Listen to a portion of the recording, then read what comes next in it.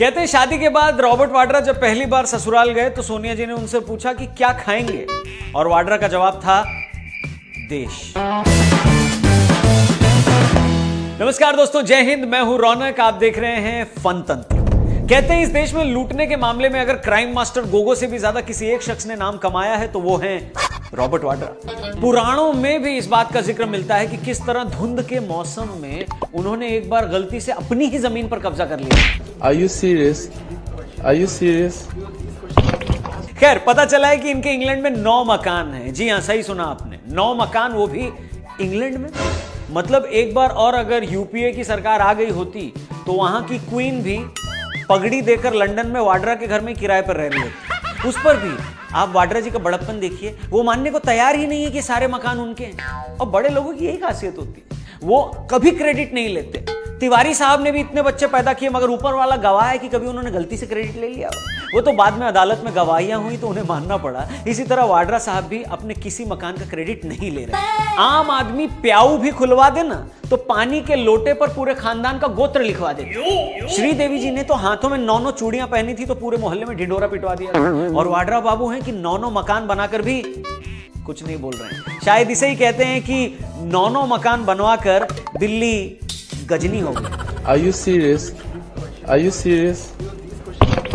मगर मजे की बात यह है कि ममता बनर्जी की ममता रॉबर्ट वाड्रा के लिए जाग गई। उनका कहना है कि पूरा विपक्ष महान स्वतंत्रता सेनानी रॉबर्ट वाड्रा के साथ खड़ा है। मतलब चिटफंड घोटाले में सीबीआई ने उनके कमिश्नर से पूछताछ करना चाहिए तो ममता उनके साथ खड़ी हो गई। वाड्रा से ईडी ने पूछताछ की तो ममता जी उनके साथ खड़ी हो गई। इस तरह तो कल को मोदी सरकार अगर हाफिज सईद को भारत ले आई तो क्या ये उसके लिए भी यही कहेंगे कि छोड़ दो मेरे लाल को, ये मासूम तो कोलकाता की सड़कों पर स्कूटरों में पंचर लगाता है। माल्या को भारत ले आए तो क्या कहेंगे? माल्या जी तो समाज सेवी है, जो कुपोषित और अधनंगी लड़कियों को अपने कैलेंडर में काम देते हैं। मगर देश में ना आजकल यही चल रहा है। जो राहुल गांधी कल तक चिटफंड फ्रॉड के लिए ममता को जिम्मेदार मानते थे, वो मोदी विरोध में आज ममता के साथ आ गए। यूपी में बुआ ने बबुआ से हाथ मिला लिया। और तो और मोदी को हराने के लिए दिल्ली में शीला और अश्लीला भी करीब आ गए। मतलब कल तक जो एक दूसरे को फूटी आंख नहीं सुहाते थे, आज साथ आ गए हैं। और इन सब के बावजूद विपक्ष कहता है कि मोदी बांटने की राजनीति करते हैं। भाई लोगों, इतनी मिलनियां तो नॉर्मल हिंदुस्तानी शादी में नहीं होती जितनी मोदी को हराने के लिए भारतीय राजनीति में हो गई। देखिए, मोदी जी ना भले आदमी हैं। वो लोगों में वहां भी प्यार बांटते हैं जहां लोग होते ही नहीं। मतलब यकीन नहीं आता तो डल लेक की ये तस्वीर देखिए।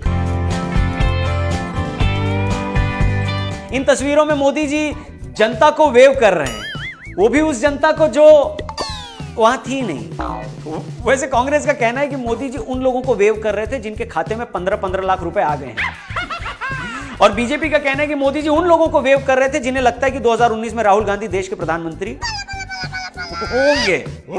और इससे पहले कि मैं भी आपको वेव करूं, हेलो, जाते जाते मैं आपको कुछ पंक्तियों के साथ छोड़े जाता हूं। पसंद आया तो कमेंट सेक्शन में थैंक यू लिख देना। और अर्ज किया है कि मैं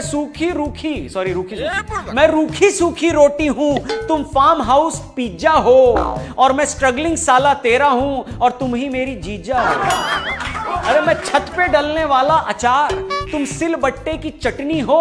मैं चाहे जैसा हूं पति, पर तुम पतिव्रता एक पत्नी हो।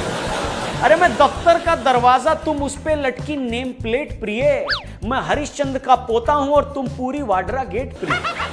अरे इतनी दौलत कमा ली है पर कभी ना उसको तोलूंगा, और इंक्वायरी अगर करी किसी ने तो अत्याचार अत्याचार बोलूंगा।